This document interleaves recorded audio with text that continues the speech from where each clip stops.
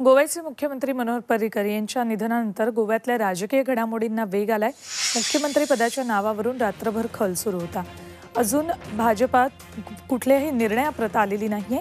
महाराष्ट्रवादी गोमांतक पक्षाचे प्रमुख सुदीन ढवळीकर यांना मुख्यमंत्री व्हायचंय, पण भाजपला मित्रपक्षातून नव्हे तर भाजपामधूनच मुख्यमंत्री देण्यात रस आहे, असं भाजपा आमदार मायकल लोबो यांनी म्हटलंय। भाजपाने विश्वजित राणे आणि प्रमोद सावंत यांची नावं मुख्यमंत्रीपदासाठी सुचवली आहेत। गोवा फॉरवर्ड आणि अपक्षांच्या फारशा अपेक्षा नाहीत असं लोबो म्हणतात। मुख्यमंत्रीपदी नव्या चेहऱ्याचीच निवड करण्यात यावी अशी मागणी गोव्यातल्या भाजप सरकारच्या मित्रपक्षांनी केली। रिक्त झालेल्या मुख्यमंत्रीपदाचा निर्णय आज होण्याची शक्यता वर्तवली जाते। यावर तोडगा काढण्यासाठी रात्री 1:30 वाजता गडकरी गोव्यात पोहोचले। मुख्यमंत्री निवडीचा निर्माण झालेला पेच सोडवण्यासाठी गडकरींच्या नेतृत्वाखाली भाजप राज्य कार्यकारिणीची बैठक गोव्यातल्या एका हॉटेलमध्ये झाली।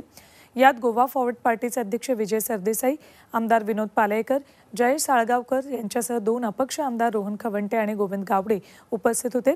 महाराष्ट्रवादी गोमांतक पक्षाचे सुदीन ढवळीकरही आपल्या 2 आमदारांसह गडकरींना भेटले। स्वतः मायकल लोबो देखील मुख्यमंत्रीपदासाठी इच्छुक असल्याचं समजतंय। त्यामुळे गोव्याचा नवा मुख्यमंत्री कोण होणार याकडे आता सगळ्यांचं लक्ष आहे।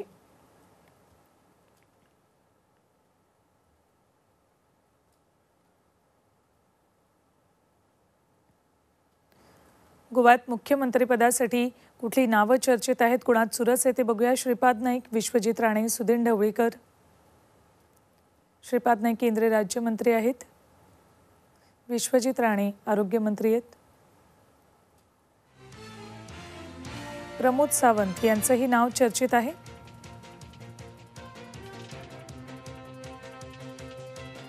गोव्यात मुख्यमंत्रीपदी आता कोण विराजमान होणार यासाठी काही नेत्यांमध्ये चुरस आहे, त्यांची नावं आपण बघतोय।